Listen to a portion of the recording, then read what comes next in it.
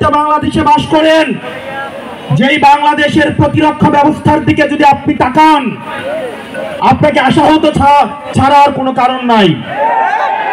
আপনি ক্লাসে বসে আপনি স্কুলে যাবেন পড়াশোনা শিখতে, কিন্তু হাসিনার অব্যবস্থাপনার বিমান এসে আপনার সন্তানকে মেরে দিয়ে যাবে।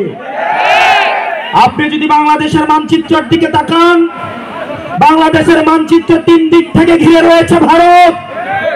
রক্তচক্ষু দিয়ে ভারত বাংলাদেশের দিকে তাকিয়ে রয়েছে। এক পাশে রয়েছে যুদ্ধাবস্থায় বিদ্যমান মায়ানমার, আরেক পাশে রয়েছে জলরাশি বঙ্গোপসাগর। দুর্ভাগ্যজনক বিষয়, বাংলাদেশের এখনো পর্যন্ত যথাযথ কোনো প্রতিরক্ষা ব্যবস্থা নাই। যেখানে ভারত S-400 আয়রন ডোম রয়েছে, আমাদের কোনো এয়ার ডোম নাই, আমাদের কোনো আয়রন ডোম নাই, আমাদের সাবমেরিন নাই, আমাদের I-to-I air two air missile নাই।